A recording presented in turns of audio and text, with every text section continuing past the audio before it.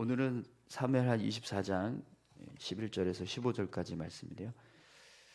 결국 져야 할 책임이란 제목으로 같이 함께 말씀을 나누겠습니다. 오늘 본문 말씀은 어제 우리가 살펴봤던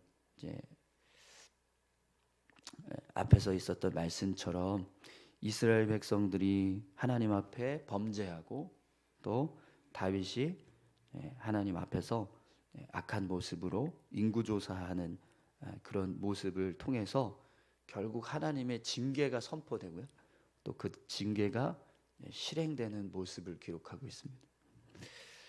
왜 하나님께서 다윗에게 인구조사를 하게 하셨는가? 어제 말씀을 통해서 우리가 그 이유를 같이 함께 살펴봤습니다. 다윗이 이스라엘 백성들을 바르게 다스리고 또 그들의 죄를 징계하는, 경책하는 모습이 되었어야 하는데 그걸 간과하고 이스라엘 백성들의 반역과 또 어떤 왕권의 약화를 염려해서 백성들을 바르게 다루지 못했던 그런 무책임한 행동 때문에 결국에는 하나님께서 진노하셨고 또 이스라엘 백성들을 징계하실 목적으로 다윗에게 인구조사를 하도록 마음을 격동케 하시는 모습을 우리가 함께 살펴봤습니다. 그래서 어제 말씀을 보면 다윗이 인구조사를 하는데 그 인구조사의 모습이 하나님을 의지하는 게 아니라 인간 자신의 군사력을 의지하고 또 자신의 업적을 자랑하려고 했던 그런 불신앙적인 모습들이 있었다라는 것을 우리가 같이 함께 살펴봤습니다. 그런데 그런 인구조사가 끝나고 나서 곧바로 다윗이 하나님 앞에 자신의 죄를 깨닫고 회개했습니다. 그러나 다윗의 회개만으로는 이스라엘 백성들이 범한 죄가 면책되기에는 부족함이 있었던 거죠. 그래서 결국에는 하나님께서 이스라엘 백성들을 향한 징계를 계획하신 대로 실행하시는 거예요. 그래서 오늘 본문 말씀이 바로 그런 하나님의 징계가 어떻게 해서 이루어지는가 그 모습을 설명해 주고 있습니다. 그런데 여러분 오늘 본문 말씀을 보면은요, 하나님께서 이스라엘 백성들을 징계하시는 이 과정 속에 다윗을 향한 징계도 포함되고 있다라는 걸 알 수 있습니다. 그러면 하나님께서 어떻게 다윗과 또 이스라엘 백성들을 징계하시는지 그 내용을 같이 함께 살펴볼 텐데요. 우리가 두 가지 오늘 본문을 보면서 하나님의 은혜 포인트가 있다는 걸 좀 생각하면서 같이 함께 살펴봤으면 좋겠습니다. 우선 첫 번째 은혜 포인트가 11절 12절 말씀에 나오는데 함께 보겠습니다. 다윗이 아침에 일어날 때에 여호와의 말씀이 다윗의 선견자 된 선지자 갓에게 임하여 이르시되 가서 다윗에게 말하기를 여호와께서 이와 같이 말씀하시기를 내가 내게 세 가지를 보이노니 너를 위하여 너는 그 중에서 하나를 택하라. 내가 그것을 내게 행하리라 하셨다 하라 하시니. 아멘. 다윗이 회개하고 난 이후에 하나님께서 그 다음 날 곧바로 갓 선지자를 통해서 하나님의 말씀을 전하게 하셨습니다. 그런데 오늘 본문을 보면 여러분 12절에 중간에서 하나님이 이 말씀을 전하게 하시는데 이런 표현을 쓰세요. 너를 위하여. 너를 위하여. 하나님의 징계가 다윗에게 선포되는데 그 징계가 다윗을 위한 거라고 말씀하세요. 왜 하나님께서 이렇게 말씀하셨을까요? 여러분 하나님께서 다윗에게 말씀을 주신다는 건 여기에 하나님의 은혜가 있습니다. 사실 하나님께서 징계를 행하시려고 하는 목적이 있다면 굳이 말씀을 하실 필요가 없어요. 그냥 징계를 하시면 됩니다. 그런데도 불구하고 하나님께서 갓 선지자를 통해서 다윗에게 하나님의 뜻을 전달하게 하신 건 하나님께서 다윗이 하나님을 향해서 회개했던 그 회개를 받으셨다라는 겁니다. 그래서 내가 징계하되 긍휼로 완전히 그냥 멸절시키는 어떤 심판의 징계가 아니라 경책하시는 어떤 징계의 모습이 되게 하신다는 거예요. 그래서 하나님이 그 말씀을 전하시면서도 너를 위한 거라고 이렇게 말씀을 하시는 거죠. 여러분, 우리가 항상 기억해야 할 사실이 있습니다. 하나님 앞에서 어떤 죄를 범하였을 때 하나님의 말씀이 여전히 우리에게 들려지고 있다.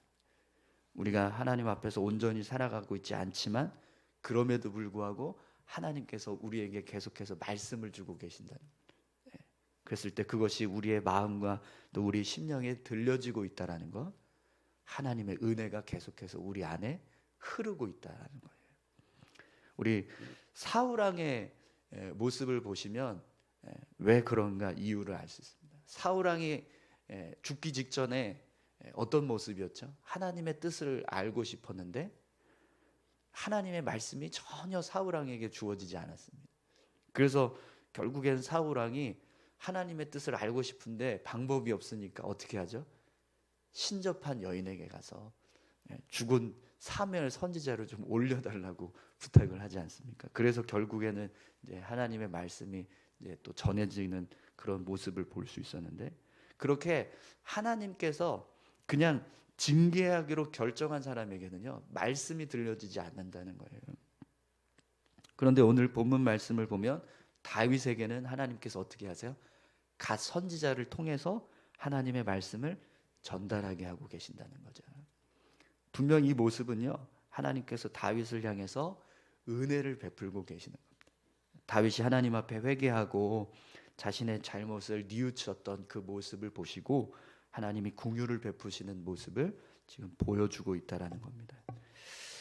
여러분, 우리가 영적으로 깨어서 예배의 자리에 나오고 있고 또 하나님의 말씀을 듣고 싶어서 듣고자 하는 그런 마음이 계속해서 우리 안에 생기고 또 내가 기도해야겠다라고 하는 마음이 들어서 계속해서 기도의 자리로 나아가고 있는 모습은요 분명히 우리 안에 하나님의 은혜가 계속 부어지고 있다라고 하는 증거인 줄 믿습니다.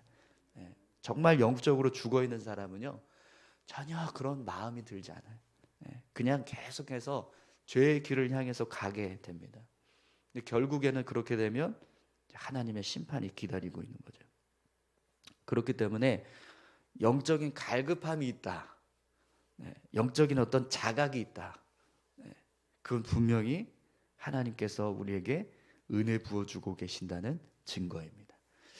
오늘 저와 여러분들이 예배의 자리에 있는 것, 분명히 이 모습은요 하나님의 은혜인 줄 믿습니다.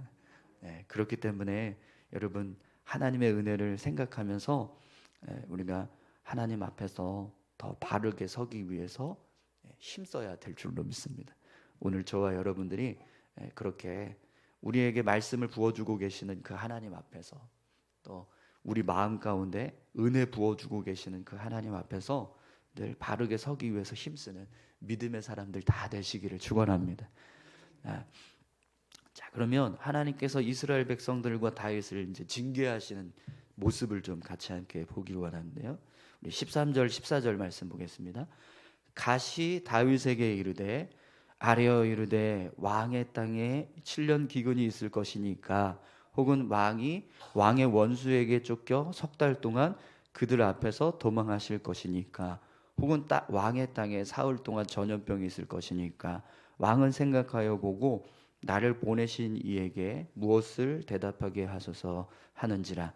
다윗이 갓에게 이르되 내가 고통 중에 있도다 청하건대 여호와께서는 긍휼이 크시니 우리가 여호와의 손에 빠지고 내가 사람의 손에 빠지지 아니하기를 원하노라 하는지라. 아멘. 하나님께서 다윗에게 세 가지 징계 재앙을 말씀을 하시고 그 중에서 하나를 선택하라고 말씀하십니다. 이스라엘 땅에 7년 기근이 일어나게 할 건가, 아니면 왕이 원수에게 쫓겨서 석 달 동안 도망을 치게 할 것인가, 그리고 사흘 동안 전염병이 돌게 할 것인가, 이 세 가지 재앙을 말씀을 하세요. 그리고 이것을 하나님께서 다윗에게 선택하게 하십니다. 여러분, 세 가지 재앙 모두 다 굉장히 두려운 어떤 재앙의 모습들입니다. 그러면 왜 이런 재앙을 하나님께서 이스라엘 땅에 내리시려고 하셨을까요? 이 재앙의 모습을 통해서 우리가 알 수 있는 것은 이스라엘 백성들이 범한 죄가 굉장히 심각했다는 거예요. 그냥 가볍게 하나님께서 그냥 너네 왜 그렇게 했냐 이렇게 책망하시고 넘어갈 수 있는 그런 죄의 모습이 아니었다라는 겁니다. 그러면 이스라엘 백성들이 도대체 무슨 죄를 지었길래 하나님께서 이렇게 크게 진노하셨을까요? 네, 성경에는 이제 이 사무엘 하 24장에 나와 있던 그런 배경이 될 만한 죄의 모습이 설명되고 있지 않습니다. 그런데 이제 우리가 오늘 이 재앙의 내용이나 앞에서 있었던 인구 조사 이런 것들을 좀 이렇게 생각하면, 그걸 통해서 좀 추측해 본다면, 여러분 다윗이 이스라엘 백성들을 다스릴 때 그 마지막 후기의 상태가 어떤 모습이었죠? 주변에 있는 모든 이방 민족들까지 다 점령하고 굉장히 넓은 게 땅을 차지하고 있을 때였잖아요. 근데 다윗이 그 이방 민족들을 통치할 때 어떻게 통치했죠? 철권 정치하듯이 막 억압하고 그들을 막 속박하는 그런 모습이 아니라 같이 어우러지는 모습이었어요. 그죠? 그러면 분명히 이스라엘 백성들 안에서 이방 민족들이 그냥 자유롭게 그렇게 삶을 살아갔을 겁니다. 그런데 문제는요, 이방 민족들이 자유롭게 삶을 살아가면 거기에는 뭐가 포함이 될까요? 뭐가 허용이 될까요? 그들이 가지고 있는 신앙도 그냥 자유롭게 허용이 되겠죠. 근데 다윗이 그걸 간과한, 어떤 일이 벌어졌을까요? 그러면 이스라엘 백성들이 그들의 문화에 같이 동화되고 그들과 같이 어우러져서 그들의 종교를 따라간다거나 우상을 섬기는 일들이 일어날 수 있었을 겁니다. 근데 다윗이 이제 그런 상황이 되는데도 불구하고 그걸 제대로 통치하지 못했다는 거예요. 이스라엘 백성들이 이방 민족들과 같이 어우러져서 살 때 그들이 가지고 있는 종교는 배척을 하고 그걸 멀리하고 하나님을 섬기는 여호와 신앙을 제대로 세워야 되는데 그게 안 됐다는 거죠. 정확하지는 않습니다. 우리가 추측하는 거예요. 다윗이 그렇게 나라를 통치하지 않았을까요? 근데 하나님께서 이스라엘 백성들 전체를 향해서 7년 동안 기근을 내리실 정도의 어떤 범죄라면 사실은 그런 죄밖에 없습니다. 그렇지 않겠어요? 그죠? 그리고 다윗이 그걸 제대로 하지 못했던 이유는 그런 이방 민족들과 이스라엘 백성들이 서로 이렇게 다 어우러져 살다 보니까 함부로 이야기하면 괜히 어느 지역에서든가 뭔가 이렇게 자신들을 지적하는 어떤 그런 일들이 일어났을 때 그걸 그냥 이렇게 잘못했다고 인정하고 고개를 숙이면 상관이 없는데 그렇지 못할까봐 그게 두려웠다는 거예요, 다윗이. 그러니까 노년에 점점 자신의 어떤 힘은 약해져 가고 있고 또 이제 다음 왕을 세워야 될 그런 시기가 점점 다가오고 있는데 그때 이렇게 막 반란이 일어난다거나 반역이 일어나는 상황이 또 벌어지면 왕권을 지키는 게 굉장히 위태로워지니까 그래서 그걸 두려워한 나머지 이렇게 백성들의 죄를 제대로 지적하지 못하고 징계하지 못했던 거예요. 그러니까 하나님께서 그 모습을 보시고요. 결국 어떻게 하세요? 네가 선택하라. 새 재앙 중에서 네가 선택하라. 왜 선택하게 하실까요? 다윗이 지어야 할 책임을 지지 않은 거예요. 근데 그걸 하나님이 다시 지게 하신다는 거예요.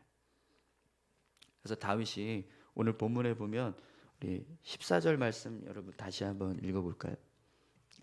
다윗이 가세게 이르되 내가 고통 중에 있도다 청하건대 여호와께서는 긍휼이 크시니 우리가 여호와의 손에 빠지고 내가 사람의 손에 빠지지 아니하기를 원하노라 하는지라. 아멘. 네. 자신이 고통 중에 있다라고 이야기합니다. 네. 이 고통의 고백은 후회도 있고 또 하나님 앞에서 자신의 죄를 뉘우치는 어떤 그런 자책하는 고백도 있고 여러 가지가 복합적으로 고백되었을 겁니다. 내가 왜 이전에 그때 이스라엘 백성들이 그렇게 막 범죄하고 있을 때 그때 왜 바로잡지 못했을까? 왜 그때 내가 이 백성들을 이렇게 염려한 나머지 이런 일을 행해서 결국에는 이런 재앙이 내리게 되었을까? 이런 후회함이 다윗에게 있었다라는 거죠. 네. 여러분 다윗이요 어떤 재앙을 선택하든지 그 재앙의 결과는 굉장히 두렵고 또 무서운 재앙입니다. 7년 동안 기근이 땅에 있다고 생각을 해보세요. 완전 뭐 먹을 게 거의 전무한 상황이 네. 뭐 1, 2년 정도는 창고에 뭐 이렇게 쌓아놓은 걸 먹을 수 있다고 하지만 그 이후부터는 어떻게 될까요? 다 굶어 죽기 시작하는 거예요. 그런 일이 계속해서 한 3, 4년을 이렇게 있다고 생각을 해보세요. 그러면 거의 뭐 이스라엘 백성들은요, 그 절반 이상까지는 인구가 줄어드는 상황이 벌어질 수도 있을 겁니다.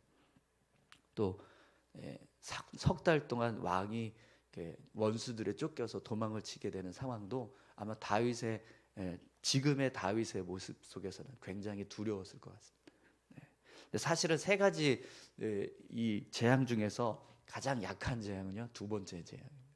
다윗이 희생하고 끝나는 대신에 하나님이 석 달만 도망치게 하신다고 했잖아요. 다시 돌아오게 하실 거는. 근데 다윗이 선택을 한 건 세 번째 재앙이었어요. 3일 동안 전염병이 일어나게 하는 거예요. 근데 그 결과가 어떻게 됐죠? 7만 명이 죽게 되었어요. 여러분 우리가 코로나 팬데믹을 겪어봤잖아요. 3일 동안 전염병이 일어났습니다. 그 전염병이 3일 동안 일어나서 7만 명이 죽었다는 건 이 전염병의 퍼지는 속도가 어마어마했다라는 겁니다. 그리고 그 전염병의 위력도요, 걸리면 죽는 거예요, 그냥. 네. 그런 참혹한 일이 벌어집니다.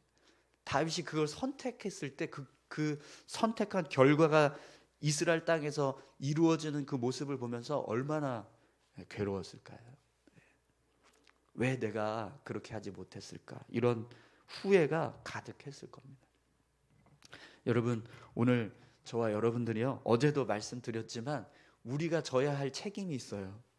근데 그 책임을 제대로 지지 못하면 이렇게 후회할 일이 생길 수 있습니다. 특별히 우리에게 주신 사명이 있습니다. 직분. 그 직분에 대한 사명에 대한 책임을 우리가 잘 질 수 있는 그런 모습들이 될 수 있기를 간절히 소망합니다. 언젠가 우리가 하나님 앞에 섰을 때 정말 부끄럽지 않게 죄송합니다 하나님 잘못했습니다 이러면서 서는 게 아니라 하나님께서 잘했다 칭찬해 주시면서 설 수 있는 그런 삶을 우리가 살 수 있었으면 좋겠습니다. 그런데 여러분 오늘 본문에서 우리가 다시 은혜 포인트를 하나 발견할 수 있습니다. 우리 15절 말씀을 좀 볼까요? 이에 여호와께서 그 아침부터 정하신 때까지 전염병을 이스라엘에게 내리시니 단에서부터 부엘세바까지 백성의 죽은 자가 7만 명이었더라. 아멘. 하나님께서 사흘 동안 전염병을 일으키시는 재앙을 행하십니다. 그래서 7만 명이 죽고 그리고 나서 이제 그 재앙이 그쳐요. 여러분 재앙이 3일 동안만 딱 하나님께서 말씀하신 대로 진행이 되고 그친 것도 은혜예요. 왜냐하면 여러분 우리 코로나 팬데믹 겪어봐서 알잖아요. 3일 동안 엄청난 그 전염병이 퍼졌어요. 근데 그 전염병이 하루아침에 그렇게 순간적으로 다 사라지는 일이 가능하겠습니까? 그죠? 예. 저희가 코로나 시작될 때 야 이거 어떻게 하나 했는데 3년이 지나서 지금 이제 와서 이제 조금씩 없어지고 있는 상황이 되잖아요. 근데 하나님께서 행하신 전염병은요 3일 동안 완전히 그냥 창궐해서 전국에 있는 수많은 사람들이 막 죽어나가는 상황이 벌어져요. 그리고 나서 3일 후에 다 사라졌어요. 이건 하나님의 은혜입니다. 다윗이 14절에서 우리가 하나님의 손에 빠지고 사람의 손에 빠지지 않기를 원한다 이렇게 고백했지 않습니까? 하나님께서 그 고백을 듣고 하나님의 징계를 제한적으로 행하셨다는 거예요. 만약에 하나님이 3일이 아니라 하루만 더 이것을 연장하셨다면 어떻게 되었을까요? 7만 명이 아니라 70만 명이 죽는 일이 벌어질 수도 있었을 겁니다. 여러분 아무리 하나님께서 하나님의 징계가 임하고 하나님의 심판이 임한다라고 할지라도 그 속에 하나님의 은혜가 있다라는 것을 우리가 생각해야 됩니다. 하나님께서 우리 생명을 빼앗는 징계를 하지 않는 이상 어떤 징계도요 다 하나님의 은혜입니다. 우리 목숨을 그냥 가져가시는 그 징계는 그걸로 끝이에요. 또 회개도 할 수 없고 더 이상의 돌이킬 수 있는 기회가 없어집니다.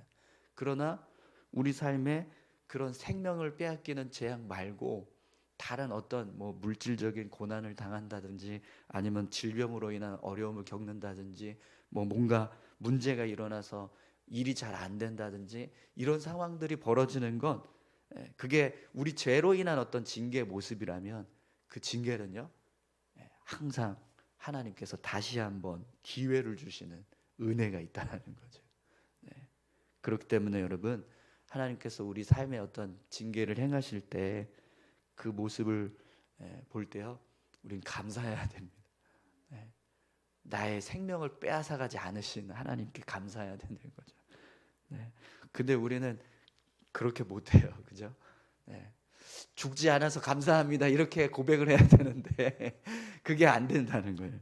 왜 하나님 왜 이런 일을 우리에게 왜 저만 이런 고난을 주세요? 이러면서 이제 우리가 보통 이야기하는데요.